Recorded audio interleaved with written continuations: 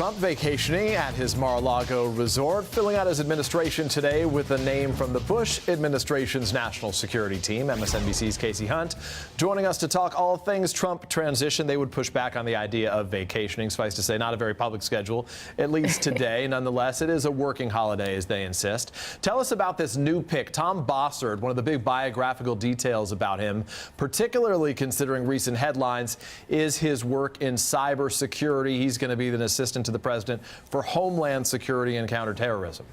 That's right, Peter. And he has had this focus on cybersecurity during his work in the private sector.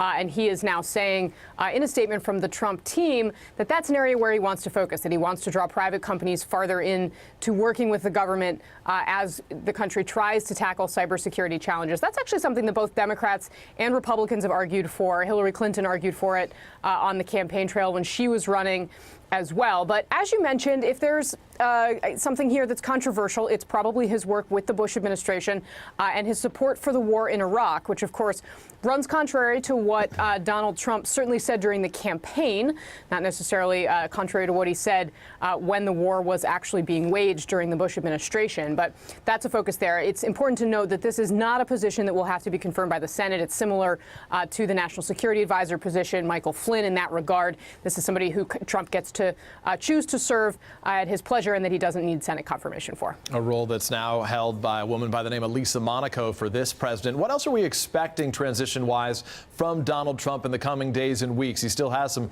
critical seats within his own cabinet to fill out.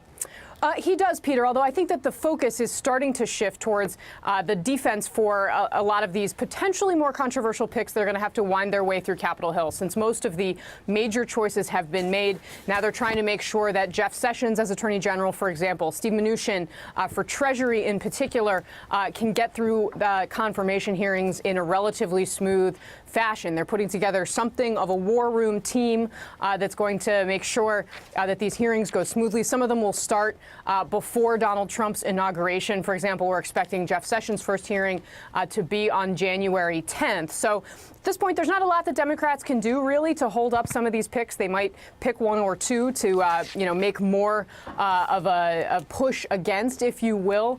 But they're not really able to filibuster them. It's very rare, even if they did still have the power to do that, that would ever happen. But at the same time, there's a ton of material that goes into this. One newspaper reporting this morning that Steve Ratner, when he took a position in the Treasury Department under the Obama administration, spent $400,000 of his own money just getting his financial house in order, because he has, of course, millions of dollars. And many of these Trump nominees are going to be facing similar types of hurdles because a lot of them, as we know, are billionaires.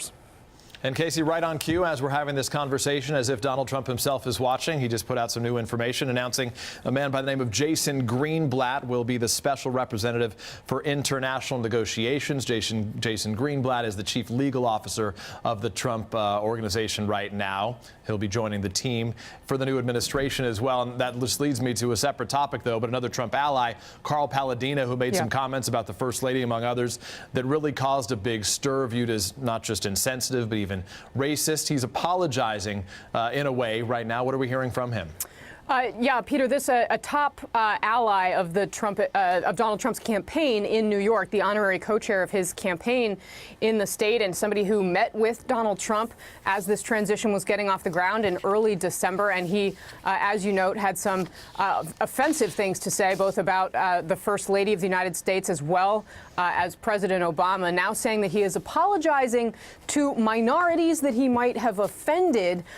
Part of this, though, is, of course, he does have a seat on the school board in Buffalo, New York, and there's now some discussion about whether or not he should be allowed to keep that seat. So there may be some back and forth going on over that issue. But at this point, obviously, those comments made just before Christmas continuing to get a lot of negative attention for him. He, of course, ran for governor, was the Republican nominee for governor, ran against Andrew Cuomo and lost the election. Peter. Widely panned as outrageous, those comments before. Casey Hunt helping us out right now. Casey, thank you for the latest on the president-elect and his potential conflicts of interest. We want to get to our panel if we can right now. Sabrina Siddiqui is here, political reporter for The Guardian. She's and also congressional reporter for The Hill. Mike Lillis is joining us, as you can see on the right side of your screen. Sabrina, to you first. The Washington Post with a big breakout, a profile today of Donald Trump and his ties to China. We're going to put up on some of the screen some of their findings. They write, quote, Trump Hotels has made confident predictions this year about opening 20 or 30 luxury hotels in China. Also, the state-owned Industrial and Commercial Bank of China is among the largest office tenants in Trump Tower. They go on to say the deal there has been worth more than like $1.5 million annually, that expires in 2018. That's from Bloomberg News. The bottom line is this is a real challenge for Donald Trump, even at this point, and we'll be talking about it as we tick off every country that he has relationships right now. So how does this White House handle that sense from critics that his hardball tactics, in this case with China, don't somehow betray a financial motive that he may personally have as well? Well, I think this is going to continue and be a theme of Donald Trump's presidency. This isn't the first time we see him mixing business and politics. When we're on the subject of China, for example, he incensed Beijing by accepting a congratulatory call from the president of Taiwan a few weeks ago. Of course, we learned after the fact that a representative from the Trump organization had made a business trip to Taiwan in October, talked about a real estate development project there. So when it comes to China, this is one of the most complex foreign policy relationships that the United States has. And I think the more we learn about Donald Trump wanting to further his business interests in the region, the more it runs counter to, first of all, the tough talk that was a core pillar of his campaign, portraying China as a country that lies, cheats, and steals from the United States, and also I think calls into question every move he now makes with respect to his approach toward Beijing. Every move that he makes is going to be seen through the prism, potentially, of his business interests in China. And Mike, to you, this profile comes after Trump laid into critics regarding his foundation, which he said in recent days that he's going to shut down, saying, quote, I gave millions of dollars to the foundation, raised or received millions more, all of which is given to charity, and the media won't report it. The Post reports that since its inception, Trump's actually given the foundation more than $5 million. But since 2008, they say he's given nothing, that other donors have given just over $9 million. The New York Attorney General, as we've been reporting, says that Donald Trump can't close the foundation until its investigation is done. So where does this, and perhaps how does this end? Will it ever sufficiently satisfy his critics? Can you separate not just the foundation, but the Trump brand from all those conflicts of interest? Right, and it's a good question. There's a lot of moving parts there. And, it's an unusual foundation in the sense that, as you mentioned, he hasn't given any money between 2009 and 2014. He hadn't given anything. He was relying on outside donors, wealthy donors from the outside. And in that tweet, he said, all the money's going to charity. No overhead, everything's going to charity. But as the Washington Post has reported over the past year, that wasn't quite the case. There were, a lot of dubious expenses there, including portraits of himself that cost tens of thousands of dollars. Exactly. He was giving campaign donations to a Florida Attorney General. So, as you mentioned, the New York Attorney General is looking into it. He is not allowed to close the foundation until that investigation is over. But you can see him playing defense as he is prone to do, by playing offense and attacking the media. And that will last, I think, until the New York Attorney General is done with this probe. And Sabrina, President Obama, if you're flipping around, you would have noticed one of his most recent headlines in a conversation with his former close advisor, David Axelrod, basically said that had he been running, he would have beaten Donald Trump. What role do we see President Obama? Some will ask, oh, why did President Obama weigh in like this right now? What role do we think he will play in a Trump administration, as it were? Will he be the most vocal critic pushing back along the way? How do you think the White House, which you know well, how do you think they view his responsibilities and his role going forward?